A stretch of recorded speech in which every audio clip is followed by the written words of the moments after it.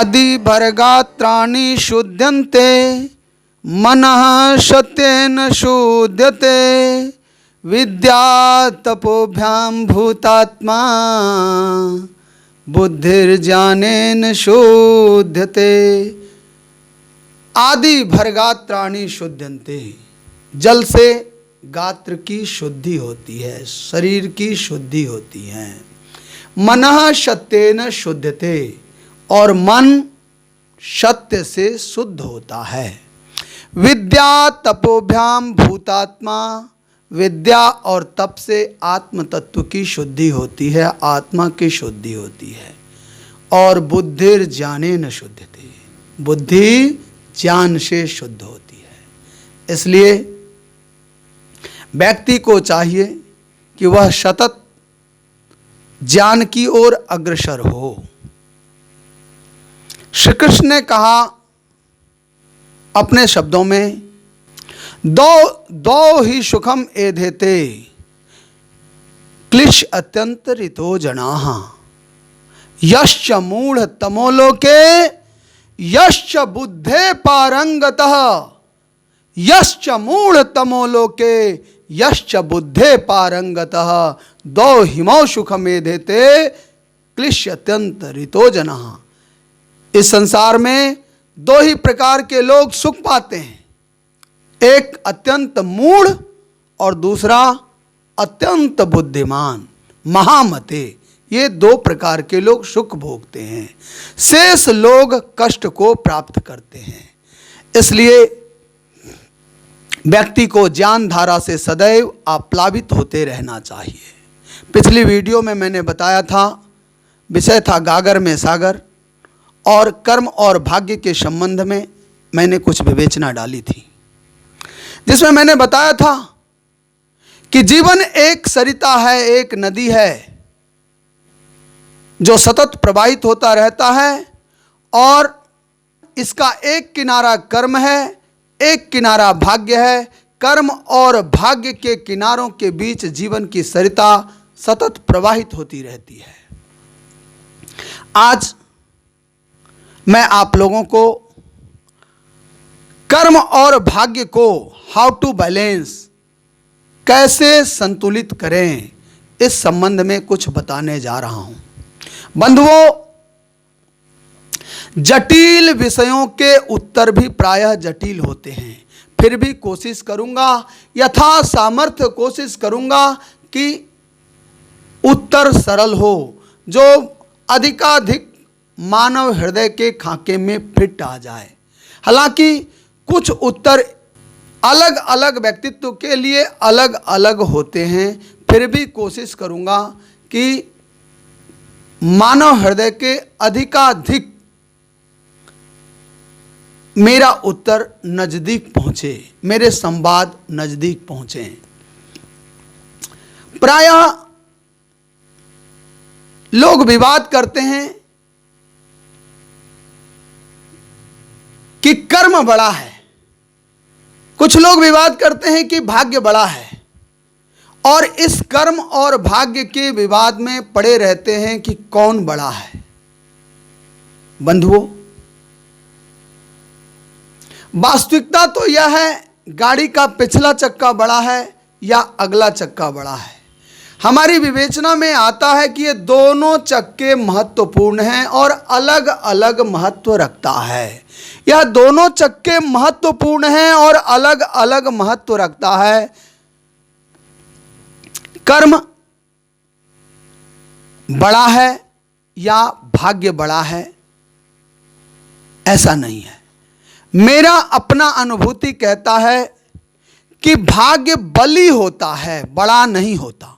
भाग्य बली होता है, बड़ा नहीं होता। बंधुओं,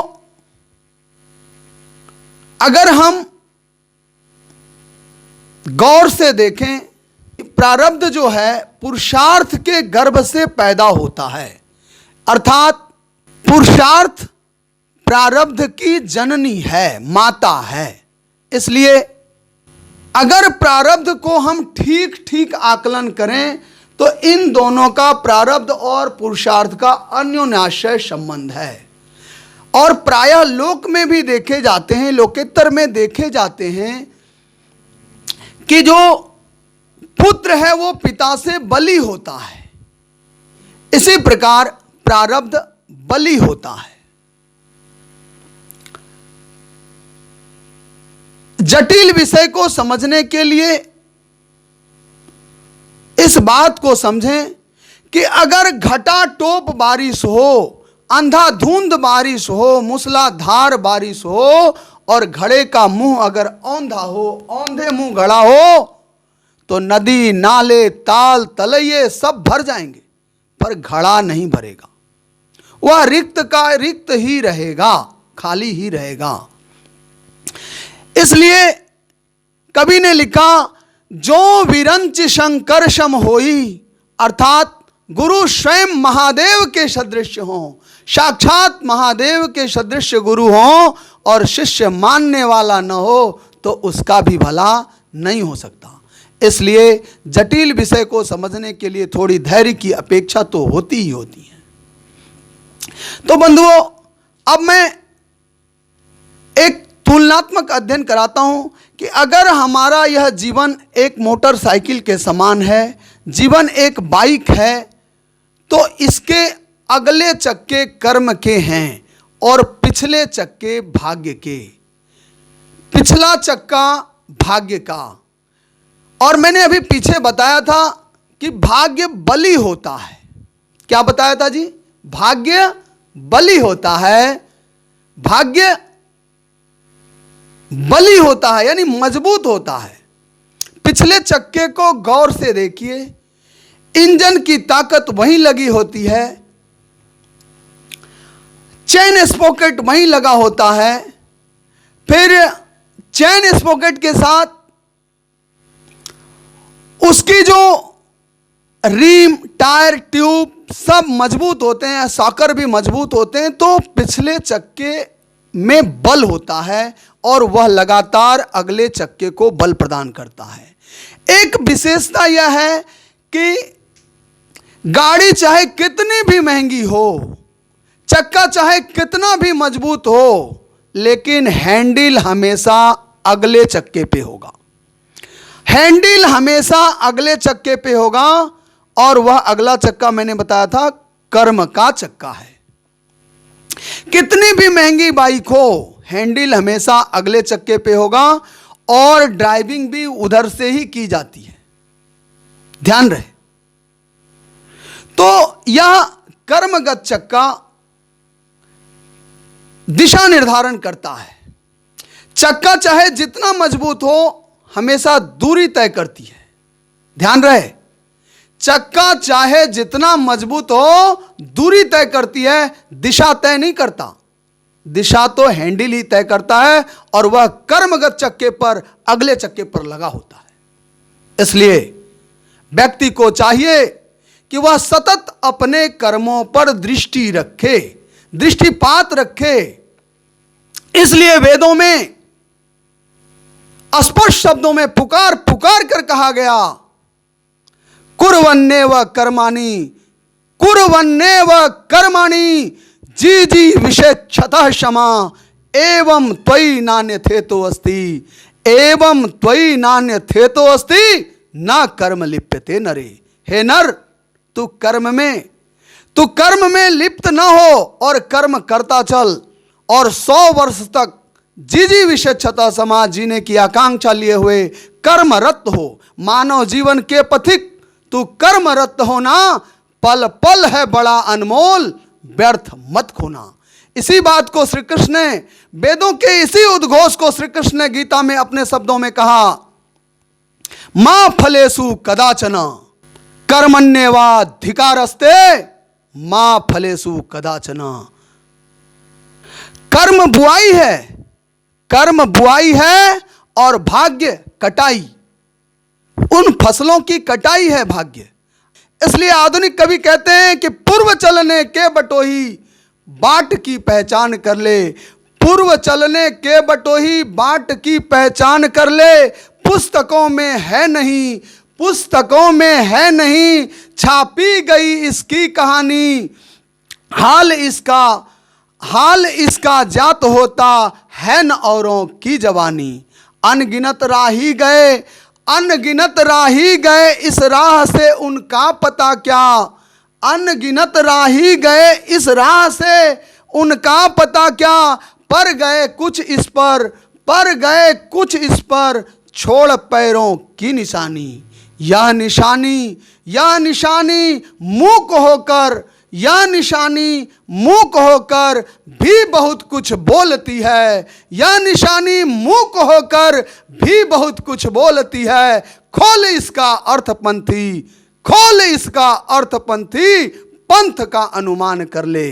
इसलिए बंधुओं, जिन कर्मों को बो रहे हो उस कर्मों के परिणाम का भी आंख खोलकर मुआयना करो। बुद्धि की खिड़की खोल खोल कर मुआयना करो। खोल इसका अर्थ पंथी, पंथ का अनुमान कर ले। ध्यान से सुनना, ध्यान से सुनना जीवन का एक सूत्र है।